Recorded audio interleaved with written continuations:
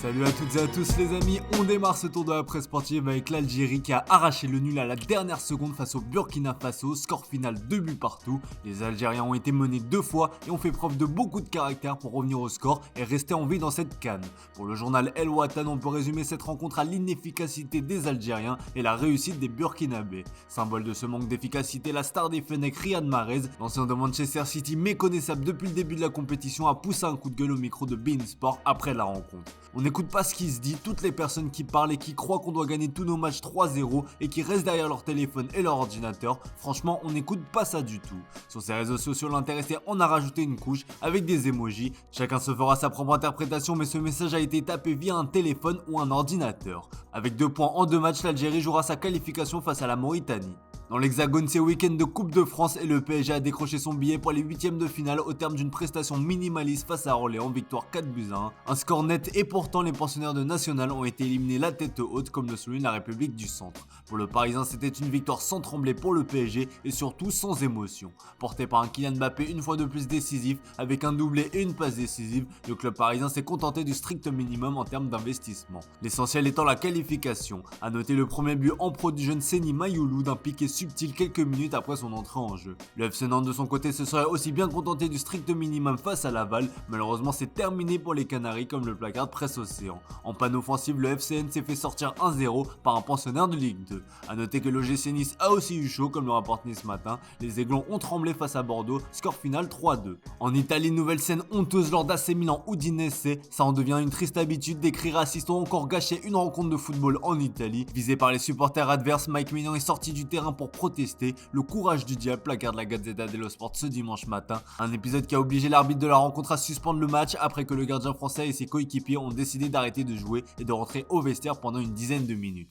Je suis allé chercher le ballon et ils m'ont dit singe, explique intéressé dans des propos repris par le journal au papier rose. Le portier français a demandé des sanctions fortes après ce nouvel épisode raciste. Dans ses pages intérieures, le Corriere dello Sport souligne que l'AC Milan a gagné pour Maignan. Un maigre réconfort pour le joueur quand il verra que les choses ne bougeront pas. A noter que l'AS Roma a réussi sa première sous Daniele De Rossi, une première pleine d'émotion comme le rapporte Il Romanista, victoire 2-1 face à l'Hellas Vérone. Direction l'Angleterre avec le retour aux affaires d'Ivan Toney. De retour après une suspension de 8 mois pour une affaire de paris sportif, l'anglais avait des fourmis dans les jambes et c'est le retour de Toney avec un banger, s'enflamme le Sunday Mail. Un coup franc plein de malice qui a permis à Brentford d'égaliser avant d'arracher la victoire face à Nottingham Forest 3-2. Toute la presse anglaise se réjouit ce dimanche du retour du buteur. Toney n'a pas perdu les crocs, écrit par exemple le Sunday Star, un retour dans le mille en référence à son but, relaye de son côté le Sunday Express. Le capitaine des Bees est bel et bien de retour pour le plus grand bonheur des supporters. Dans les autres matchs marquants de la journée, Arsenal s'est baladé 5-0 face à Crystal Palace. Le Sunday Mirror met à l'honneur les Brésiliens Gabriel et Gabriel Martinelli, acteurs majeurs de la victoire des Gunners.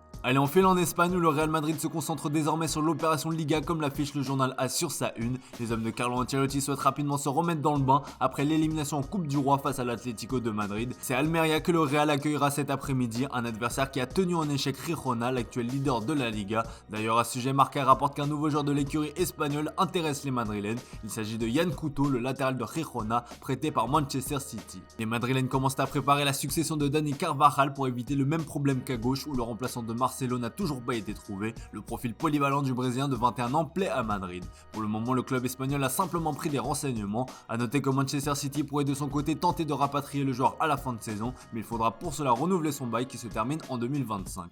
La suite au prochain épisode. Allez, on termine ce tour de la presse sportive au Portugal avec Cristiano Ronaldo qui fait les gros titres ces derniers jours. Présent à la cérémonie des Globe Soccer Awards, le quintuple Ballon d'Or a été invité à donner son opinion sur de très nombreux sujets. Certaines déclarations de l'intéressé ont vivement fait réagir, comme lorsqu'il a comparé la Saudi Pro League à la Ligue 1. Pour record, l'attaquant d'Al Nassr a accepté de parler un peu plus de lui. À bientôt 39 ans, CR7 se rapproche doucement de la fin de sa carrière. Si certains supporters portugais espéraient un nouveau comeback dans son club formateur, à savoir le Sporting pour y finir sa carrière, sa réponse relayée dans les pages intérieures risque de décevoir ces derniers.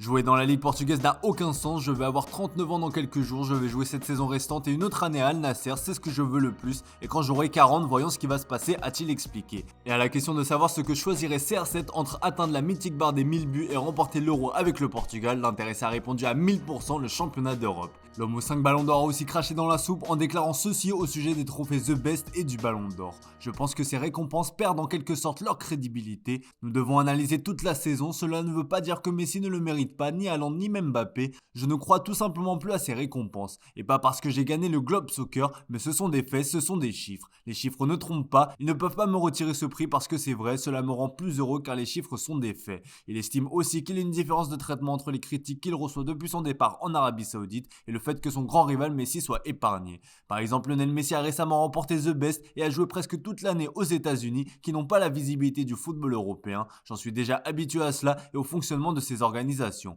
Pour être honnête, je n'ai pas assisté à la remise du prix The Best. Des déclarations qui risquent certainement de faire pas mal de bruit. À noter qu'Al Nassr affrontera l'Inter Miami en amical le 1er février prochain. Des retrouvailles qui s'annoncent électriques. Voilà les amis, c'est tout pour aujourd'hui. Merci pour votre fidélité. Bonne journée à vous. On se retrouve dès demain pour une nouvelle semaine sur Foot Mercato.